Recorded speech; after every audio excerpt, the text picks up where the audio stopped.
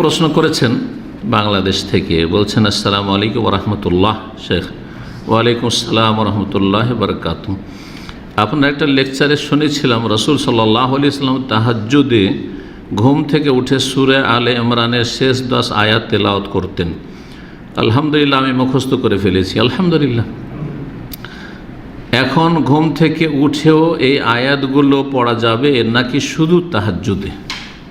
প্রশ্ন হচ্ছে যে তাহাজ্জুদে এই আয়াতগুলি পড়ব, 10টি আয়াত সূরা আলে ইমরান, ইন্না ফি খালকিস সামাওয়াতি ওয়াল আরদি ওয়াখতিলাফিল লাইলি ওয়ান নাহারি লাআয়াতিল লিউলিল আলবাব, এখান থেকে শুরু করে ইয়া আইয়ুহাল্লাযীনা আমানু ইসবিরু ওয়া সাবিরু ওয়া রাবিতু ওয়াত্তাকুল্লাহা লাআল্লাকুম তুফলিহুন পর্যন্ত। এই আয়াতগুলি ঘুম থেকে উঠেই পড়তে হবে নাকি তাহাজ্জুদে? প্রশ্ন যিনি করেছেন মনে হচ্ছে যে তাহাজ্জুদে পড়ার বিষয়টিকেই যেন মনে করছেন যে সুন্নাহর কাছাকাছি বা সহিহ সুন্নাহ, কিন্তু আসলে এমনটা নয়। হাদিস এই ক্ষেত্রে সহিহ বুখারীতে 2টি রয়েছে। হাদিসগুলি শোনাই ইবনে আব্বাস রাদিয়াল্লাহু তাআলা আনহুমা থেকে বর্ণিত, তিনি বলছেন ইস্তাইকাযা রাসূলুল্লাহ সাল্লাল্লাহু আলাইহি ওয়াসাল্লাম জাগলেন ঘুম থেকে, ফাজাল ইয়ামসাহু নওমা আন ওয়াজহি, তারপরে চেহারা থেকে ঘুমকে মুছে ফেলছিলেন। তা নবী সাল্লাল্লাহু আলাইহি ওয়াসাল্লাম চেহারা থেকে কি করতেন? ঘুমকে মুছে ফেলতেন, এই কথা এসছে। আমরা চোখ কচলাই না ঘুম থেকে উঠে? না, আপনারা কচলান না? ঘুমের যখন চাপ থাকে বা ঘুম তো কত তাড়াতাড়ি ঘুমটাকে দূর করা যায় না, তো তখন কি করে?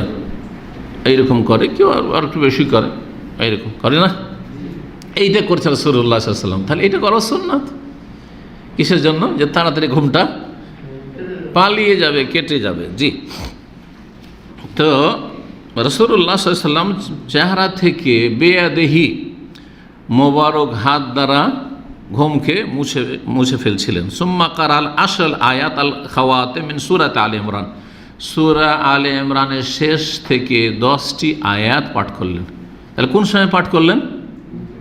চেহারা থেকে ঘুমটা মোছার পরে, বিছানা থেকে উঠে মুখটা একটু কচলিয়ে দিয়ে তারপরে ঘুমটা চলে গেলেই পড়েছেন। জি, এই হচ্ছে হাদিস সহিহ বুখারীর 183, সহিহ মুসলিমের 182 এবং 763। ইবনে আব্বাস রাদিয়াল্লাহু তাআলা আনহু থেকে আরও বর্ণিত রয়েছে, একটু লম্বা, আন্নাহু রাকাদা ইনদা রাসূলুল্লাহ সাল্লাল্লাহু আলাইহি কাছে একদিন রাতে ঘুমিয়েছিলেন। কীভাবে ঘুমিয়েছিলেন? ইবনে আব্বাসের খালা ছিল মাইমুনা রাদিয়াল্লাহু তাআলা, খালার বাড়িতে, ছোট ছেলে কিন্তু ছিল না, ভালো ঘুমাইতেন। তো ফাস্তাইকাযা, তারপরে জেগে গেলেন নবী সাল্লাল্লাহু আলাইহি ওয়াসাল্লাম। ফাতাসাওয়াক, মিসওয়াক করলেন। তো জেগে নবী সাল্লাল্লাহু আলাইহি ওয়াসাল্লাম কী করতেন? মিসওয়াক করতেন। ওয়াতাওয়াদ্দা, ওযু করলেন। ওয়াহুয়া ইয়াকুল, সেই সময় বলছিলেন। তাহলে আগের হাদিসের সাথে, আগের হাদিস শুধু আছে যে চোখটা মুছেই পড়েছেন, হতে পারে কখনো কখনো এইরকম করেছেন, এটা হতে পারে।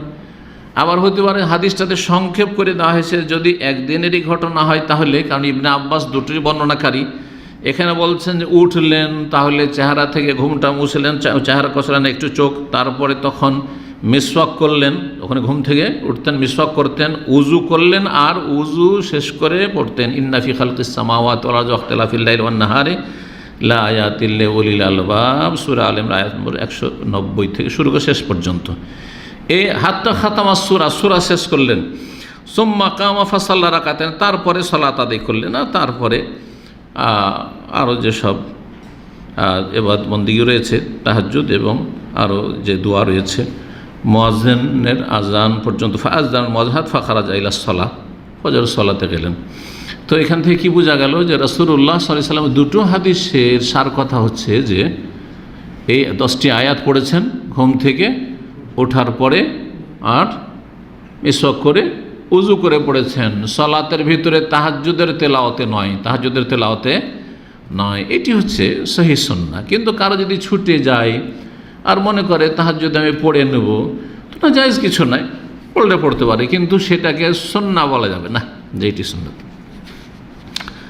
আল্লাহু আ'লাম।